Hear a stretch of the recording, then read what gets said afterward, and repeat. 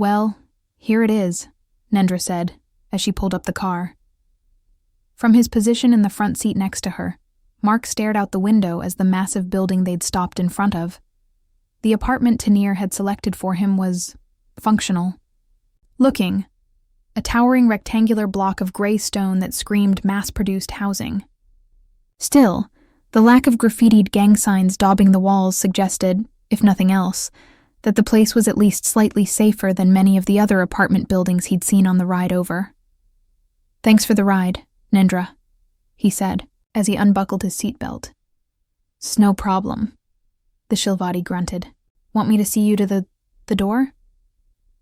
As he stared out at the bustling crowds between him and the entrance of the building, he felt a momentary traitorous desire to take her up on her offer.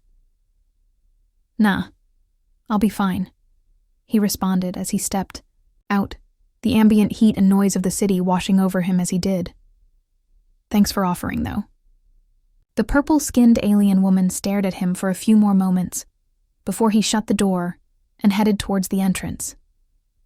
He heard more than saw Nendra's car, her actual personal vehicle, rather than the limo she'd first shown up in, pull away behind him as he reached the front doors of the apartment building. A rather overweight-looking Rakiri, who he now realized was actually a security guard rather than just someone loitering at the entrance, gave him a mildly interested glance as the automatic doors opened to admit him, but said nothing as he stepped inside. Fortunately, the process of getting settled from there was mercifully quick. A hulking automated kiosk in the lobby spat out a room key after he punched in the details Tanir had forwarded.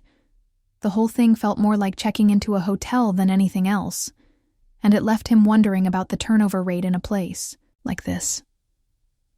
A city as frenetic as Krenheim probably chews through residents like a meat grinder, he thought, as he pocketed the key card he'd been given. The elevator ride up was silent, but for the faint hum of the machinery, the walls of the lift scratched and dented but clean. When the doors slid open on the 12th floor, the hallway stretched out before him, dimly lit by flickering overheads. The air smelled faintly of recycled coolant and something sharp, like cleaning fluid, his boots echoing on the polished floor as he made his way to his assigned room. Per B. He wasn't alone, though. Another person was in the hallway. "Jelara," he ventured, stopping a few paces away. The Olness stopped in the act of scanning her keycard, before tilting her featureless head, the clear visor of her suit reflecting his cautious expression as she turned to him. "That is this one," she said, her voice bubbling like a stream over stones, melodic and unmistakable. "Ah, the human from the docks. This one sees you survived." "For now, yeah." He grinned, relaxing slightly. "Fancy running into you here. It's a small world." Jelara's head tilted further, as if parsing the phrase. "Krenheim's within pretty standard gravitational parameters. This one doesn't get what you mean by saying it's a small world." He chuckled, scratching the back of his neck. "It's just a figure of speech. It means it's a lucky coincidence we're running into each other again. You live here?" "Yeah, given the whole keycard thing," she said, gesturing with a gloved hand toward 12C. "This one assumes you're also moving in?" "I am, right next door," he said, his grin widening. "Guess I've got a neighbor I can trust not to scam me. Thanks again for the save at the spaceport, by the way. I think that would have been in for a rough time if you hadn't been. There." Jelara's jelly-like form seemed to shift subtly, a faint ripple beneath the transparent, rounded panels. "'S no problem. This one dislikes seeing newcomers preyed upon by the likes of Tarek. Speaking of which, have you gotten a gun yet? It's barely been a few hours. I haven't even checked to see what the licensing requirements are." He laughed, though it faded slightly as the featureless woman's face managed to somehow convey her disdain. A colleague recommended a place. Tark's Outfitters. I was planning to check it out tomorrow. The requirements are a fistful of credits." Jelara's posture straightened, her voice taking on a practical edge. "Fortunately for you, this one is also intending to acquire supplies tomorrow. This one could accompany you, if only to keep you from getting into more trouble. Tarks is reliable, but the district he's in can be unpredictable. Well, unlike with Nendra outside, he felt no shame in asking for accompaniment with picking out a gun. That seemed a little more daunting than crossing the street. Sure? I mean, I don't have a car, so I was planning on taking public transit. She nodded. This one has a vehicle. She will drive us. Is 8 good for you? This one has an appointment later in the day that cannot be delayed. 8 sounds good, he said, before a thought occurred to him and he grinned slightly.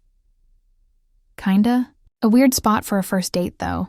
For the first time since he'd met her, the seemingly badass world weary allness froze, just for a moment, even as her jelly-like body rippled slightly faster beneath the suit's transparent patches.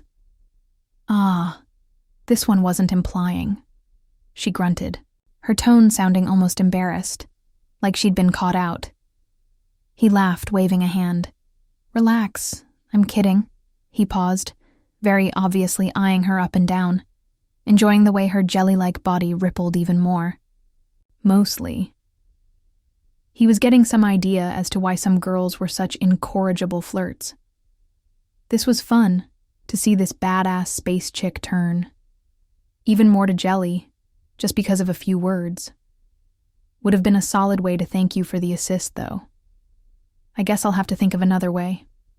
He shot her a wink, enjoying the way her form seemed to quiver again in response, before he turned to his door. See you at 8, Jelara. He swiped the keychit across the reader, the door hissing open with a soft click before stepping inside. Closing, the door behind him, he smirked to himself. Glad that key worked on the first try, he thought, because that whole thing would have been a lot less smooth if I'd gotten stuck there. Allowing his mirth to pass, he took a moment to look over his new home for the foreseeable future. The apartment was as bare bones as he'd expected.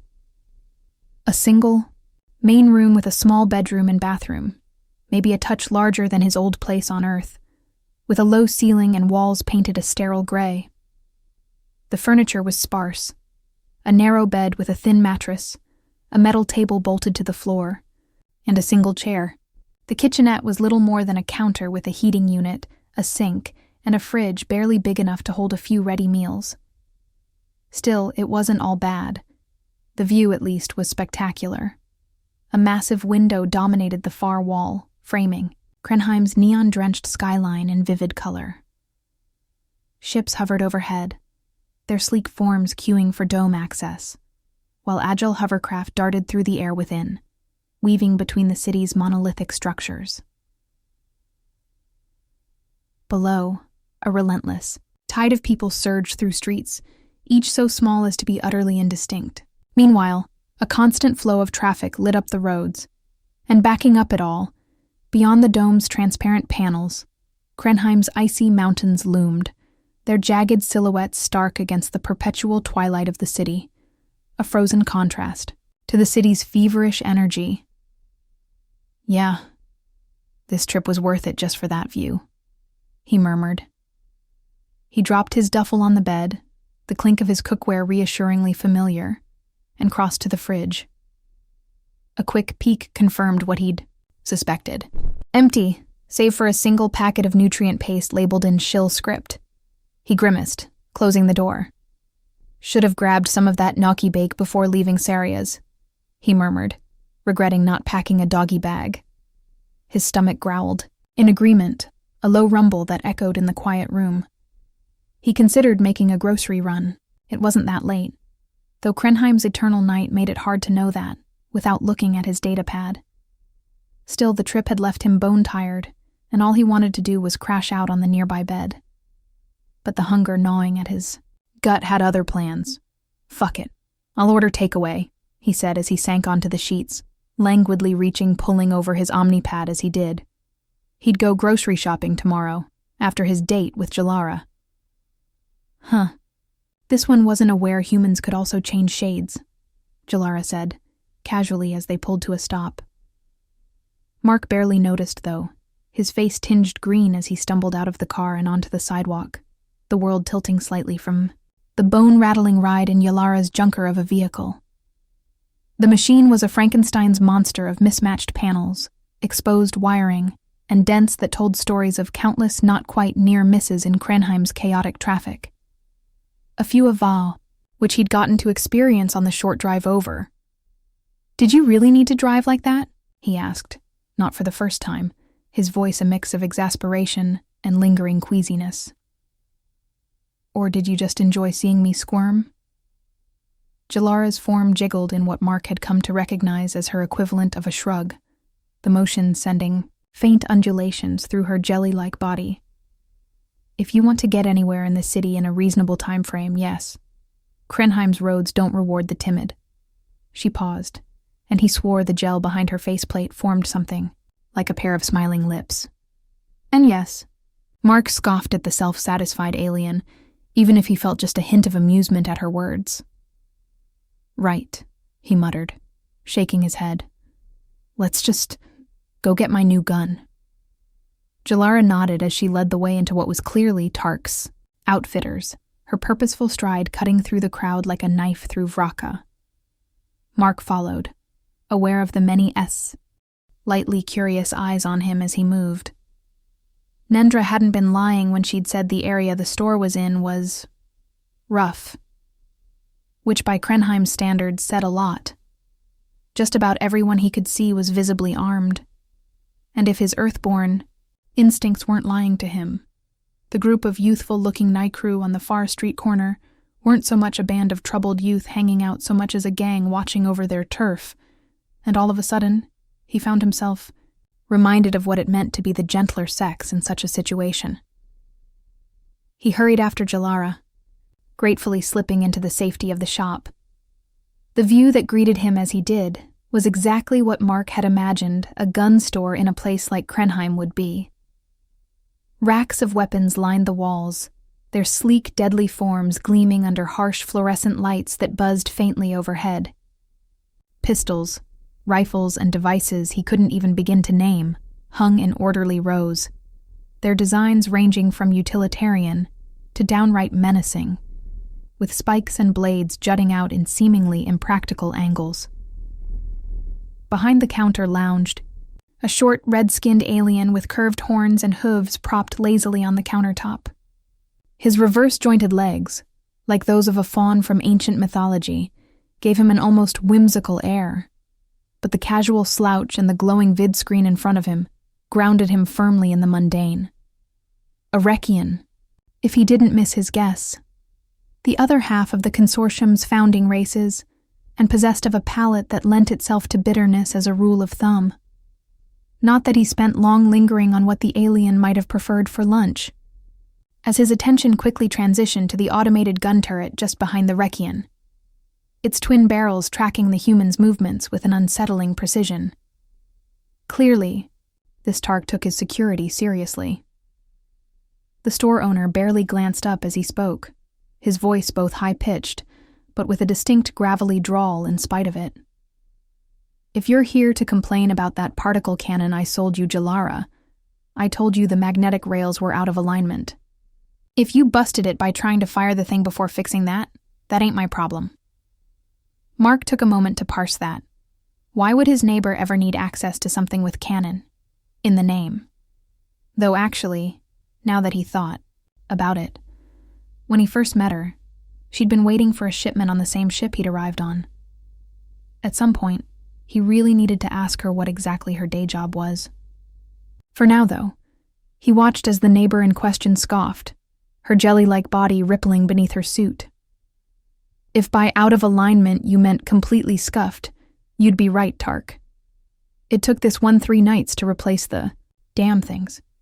But no, this one is not here to ask for the refund we really should, because you massively understated the problem when trying to offload the thing onto me. Tark's hooves shifted slightly, finally placing the omnipad down, the vid screen displaying a grainy feed of a mecha match in which 2 towering machines were trading plasma blasts in a sandy arena. "Then why are you here?" he said, before his gaze landed on Mark. "Ah, playing the heroic caravan guard. For a new arrival in hopes of a hero's reward?" "Hardly," Jelara scoffed. Just tired of seeing this city swallow people up. Figured I'd fill up my good deed quota for the year by helping out my new neighbor. I'm sure, Tark hummed, his lips curling into a faint smirk as he leaned back, his horns catching the light. That said, neighbor's a human male is pure coincidence. Jelara's form flushed a deeper shade, the indigo spreading like ink through water beneath the panels of her suit. Despite knowing there was no real need to butt into what seemed like a familiar byplay between the pair, that last line made him want to come to Jelara's defense, even if he was pretty sure the other alien was right on the money. Well, I can see Jelara didn't bring me here for the incredible customer service, he said dryly. Is this the kind of reception I can come to expect from all of Krenheim's vendors? Or is this shop just special? Both aliens twitched, as if they hadn't expected him to speak up, before something akin to a smile slipped across Tark's face. Well, looks like the human's not entirely bereft of horns after all. I'd hold on to that spirit, human. It'll help you survive here. No, Jelara said, actually answering his question. Most vendors have at least some level of decorum. Tark's just a grouchy old fart who mostly survives by virtue of his wife's efforts to secure him half-decent stock at reasonable prices. Not entirely untrue, the Rekian said magnanimously, if a little dismissive of my own efforts in areas not related to customer service. For example, I know for a fact that your new boy toy has never held a gun before in his life. Mark ignored the jab, if it even was one. Is it that obvious? Tark scoffed, leaning forward, his red skin gleaming under the fluorescence. Given the way you're staring at my stock like it might bite you? Yeah, I think it is. Well, you aren't wrong, he said, though I'm looking to rectify that. The red-skinned alien hummed again, eyeing him up and down before addressing Jelara rather than Mark himself. He's just after something to scare off goons, right? Nothing heavier? Jelara nodded, her form having settled back into a calmer blue. Essentially, something to flash, to keep the scuzzers at bay. Though I'm sure he'd prefer it to actually work if he needed to use it.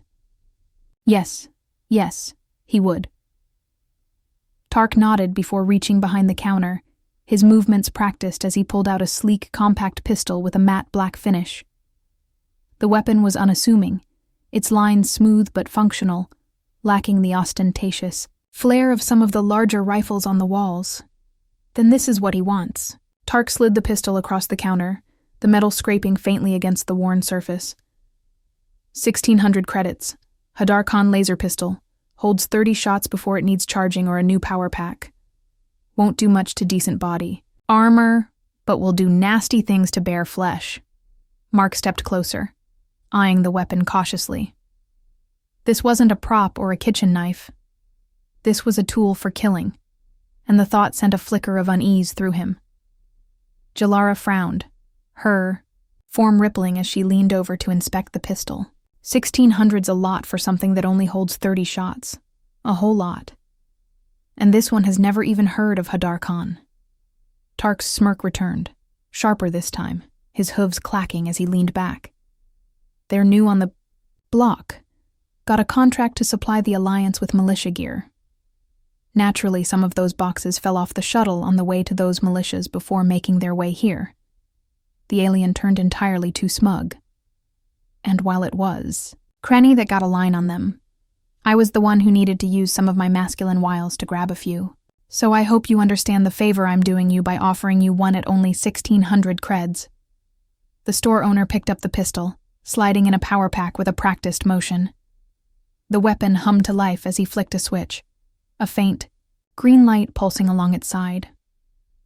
And the reason I went through all that effort to secure a few of these despite the frankly unimpressive yield and capacity is because of the focusing lens. It's on a gimbal mount. He aimed at a target dummy clad in gear intended for sale before clicking another button with his thumb. Then as the alien moved his arm, Mark heard a faint whirring from the pistol. Doesn't matter how badly the arm holding it's shaking or off-center. Onboard computer independently picks the target and holds on. Then, Without preamble, Tark lowered the weapon, popped out the power pack, and slid it back across the counter. Feel free to head out back and fire off a few shots if you want to see. I figure even a topsider like you should be hitting center mass with one of these. Mark stared at the pistol, his mind racing. A gun that aimed for you? That sounded almost too good to be true. Jelara's voice cut through his thoughts, her tone skeptical. Given this is for militia and not frontline military, I assume there's a few caveats to that tracking ability. Tark's smirk faltered slightly, his horns tilting as he shrugged. You'd be right. Most armor's passive stealth systems can throw it off, and decent range or camouflage can fuck with the spotting software. Plus, that onboard computer might not pick the target you actually want, hence why most militaries stick with good old eyeballs and a steady aim. He turned, back to Mark, leaning back in his chair, his hooves scraping the counter. But for a holdout pistol, likely to be used within 10 feet against some tweaked-out scuzzer with a knife, the target acquisition's rock solid. 1,600. And I stress again, that's a bargain. Mark hesitated, glancing at Jelara. 1,600 credits wasn't pocket change, though it wouldn't put too significant a dent in his savings. Those savings were earmarked for his dream of opening a restaurant someday, though, and he was loath to part with any of it without good reason. Still, he supposed that if nothing else, not being dragged off into an alley because he didn't have a decent gun when he actually needed it was a pretty good reason to splash a bit more than he'd intended. Ultimately, though, he turned to Jelara, waiting for her response. The Ulnus was stilly studying the pistol, her form rippling thoughtfully, then nodded slowly as her featureless face turned to him. Wasn't exactly what this one had in mind when we came in here, but if it can do what he says, this one would say it's a solid option for you. Tark knows his stuff, even if he's a bit of a sleaze. Damn straight, Tark said, his grin widening as he tapped his horns. Sleaze with standards, mind you. Mind? Of course, Jelara added. He's not above understating or overstating issues with his stock, so we'll be taking it out back for that test run you offered before we do anything else. Fire away, Tark said lazily, his eyes already drifting back to the vid screen, where the mecha match was reaching a climax, one machine pinning the other with a glowing claw. They did just that, as Jelara guided Mark out to what turned out to be a small firing range at the back of the shop. Much to Jelara's chagrin, the weapon turned out to be as good as advertised. An hour later, Mark had a reusable grocery bag slung over one shoulder, and the weight of his new Hadar Khan laser pistol pressing against his hip as he stepped off a public transit platform and back onto the busy streets of Krenheim. He adjusted the bag, the faint clink of a number of alien ingredients jostling within. The pistol, though, felt like an alien appendage, one he knew he was glad for, even if he didn't think he'd ever get used to its presence. Fortunately, after the trip to Tark's, his next bit of shopping had been for something he was significantly more familiar with. Grocery stores, it seemed, didn't change much no matter where you were in the galaxy. He'd been leery, as Jelara had dropped him off out front, before tearing away to her previous engagement. But it seemed his hesitation hadn't been needed. It really had just been a supermarket. Self-checkouts, bored stockers, aisles, full of colorfully advertised food. He'd bought a lot, or at least as much as he thought he could fit in his apartment's small fridge-freezer unit. Some of it was stuff he recognized from his time at the Little Shill, but a lot of it was new, and that was exciting. The public transit back hadn't been bad either, all things considered. Krenheim's public transit system was actually a lot more robust than he'd expected, given the sheer amount of chaos on the roads. Perhaps it was. Robust because of that reality? As an attempt to get more people off those roads? Admittedly, he'd drawn a few curious gazes while stepping onto the hover tram, but no one approached him, which he thankful for. That might change in the future, when he was feeling more adventurous, but for the moment at least, he just wanted to retreat to the relative sanctity of his apartment.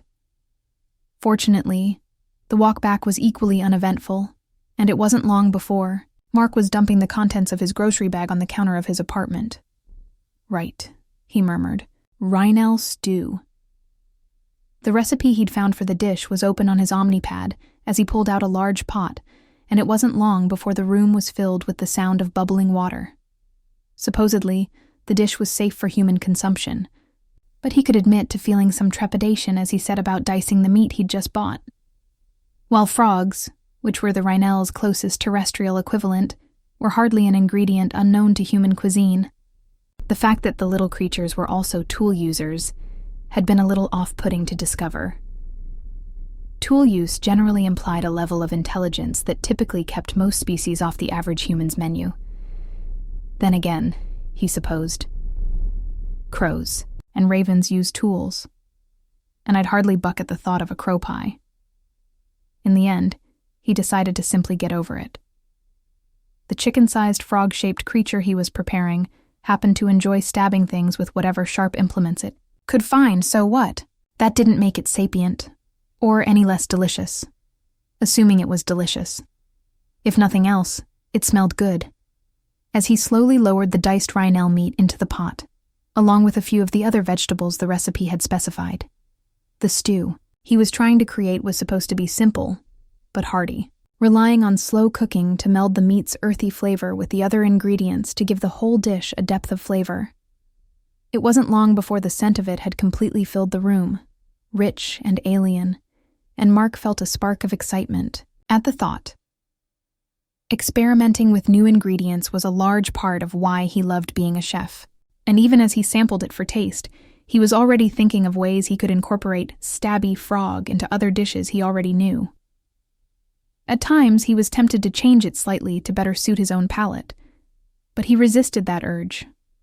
For now, he needed to follow the recipe to the letter. Fortunately, he didn't need to spend the hours specified by the recipe stood over the pot. He simply needed to keep a weather eye on it and stir occasionally. He used the intervening time to skim through Krenheim's internet on his Omnipad, though he resisted the urge to watch any of the gladiator matches that tried desperately to advertise their presence in the margins of whatever site he happened to be looking at. Given who his employer was, he had little doubt he'd have an opportunity to see one of those matches in person someday soon, and he wanted that first experience to be as authentic as possible. Maybe he'd ask Saria if she wanted to join him. He sincerely doubted she'd decline given the, interest she'd been showing him. The thought made him smirk. He still wasn't entirely decided on whether or not that particular relationship needed to escalate, but if nothing else, an outing, as friends, with the potential for more, wasn't out of the realm of possibility. He was still pondering the idea when he caught the sound of the elevator at the end of the hall, pinging and sound of footsteps on the tiles outside. Now, while he wasn't exactly thrilled by just how thin the walls of his new home had turned out to be, in this case, it was a boon as he headed to his apartment's door and stuck his head out. And fortunately, this time, unlike the last 3 excursions, he poked his head out to find Jelara standing outside the door to her apartment. She didn't look incredible. Her suit's transparent panels revealed her jelly-like form was now a muted gray-blue. Her posture slouched with exhaustion, and she was fumbling with her keycard, her movements sluggish. Whatever she'd been doing in the time since he'd last saw her, it had clearly taken a lot out of her. Well, hopefully he had a way of perking her up, while repaying her for helping him that morning. "Hey," he called. "Rough day?" Jelara froze, her visor tilting toward him. Her form rippled, a faint indigo pulsing through the gray, as if his voice had jolted her awake. "You could say that," she said, her normally lyrical voice filled with exhaustion. "Well, I just finished making dinner, and I was wondering if you might want to join me?" he asked innocently. "I mean, I'd understand if you just want to hit the sack, but if you want to eat first?" As he spoke, he casually pulled at the hem of his shirt, an entirely innocent move prompted by Krenheim's warmer climate, and he saw it. She hesitated, her gloved hand hovering over the keycard reader. This one doesn't understand why one might hit a sack. But if you're offering food, she said, some of her exhaustion seeping away in favor of something else. Another earth saying. But please, he said, gesturing to his apartment. Think of it as me repaying you a little for your help. Yesterday and this morning. Well, far be it from this one to decline a man's home-cooked meal, she said, perking up as she strode into his apartment. Once she did, she paused, a sniff sound echoing through her suit's modulator. Is that Rhinell stew? Her voice bubbled with surprise. Mark's grin widened. That it is. I did say I was hoping to repay you. I picked some up at the market, after you dropped me off. Been stewing it since I got back. Deeps, the alien said, moving further into his apartment, before turning to stare back at him. I haven't had a good Rhinell stew in years. Well, it's a Rhinell stew. We'll have to wait and see if it's good. He'd followed the recipe to the letter, but there was always a chance he'd messed something up. It tasted good. To him. But he wasn't an Olness. Well, it smells good, she said, as she sat down at his apartment's small dinner table. And this one will be honest. Anything that's not takeaway would be pretty incredible right now. He smiled, as he turned to grab some bowls and ladle. Seems to be a bit of a recurring theme around here. With that said, and I hope this isn't offensive, I wasn't aware you could smell things through the suit. Hell, I'm still trying to figure out how you even see without eyes. Her visor didn't have eyes after all, but he could feel her, gaze lingering on his exposed arms, and the tight fit of his pants as he ladled out 2 bowls of stew, as well as a sideboard of what was supposedly an Olness version of bread. That was entirely for his guest.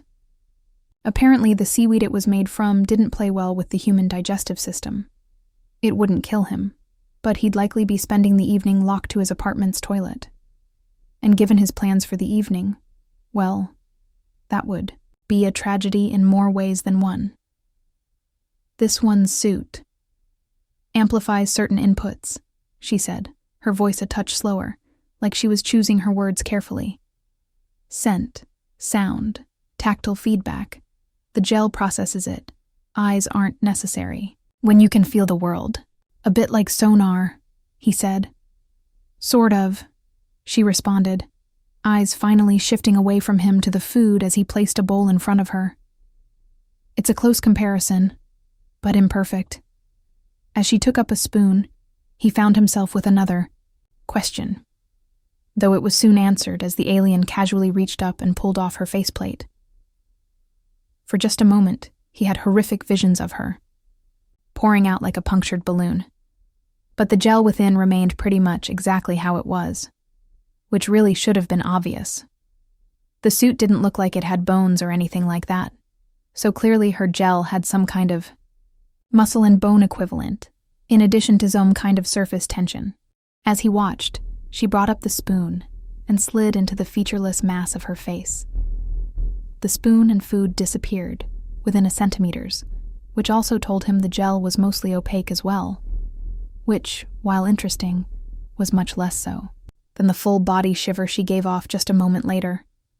Her whole body seemed to vibrate as a red shade began to pervade her exposed flesh as she gave off a high-pitched squeal sound.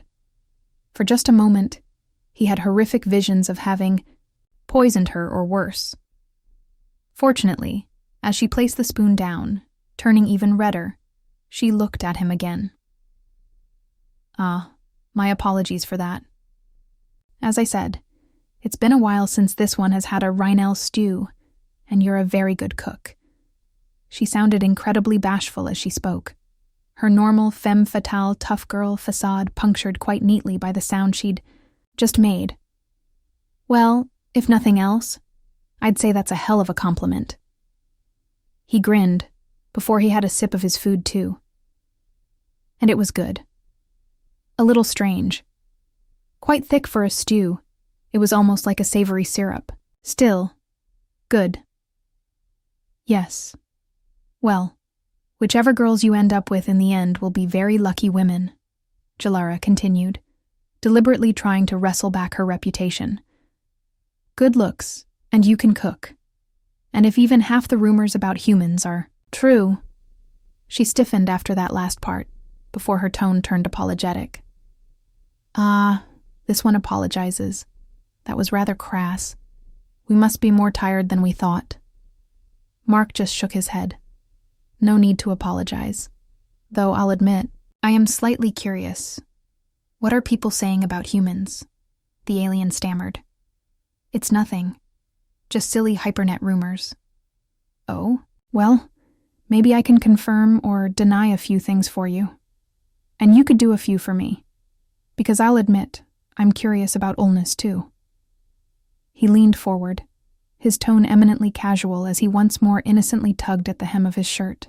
You know, maybe after dinner we could have a little interspecies exchange, if you're not too tired.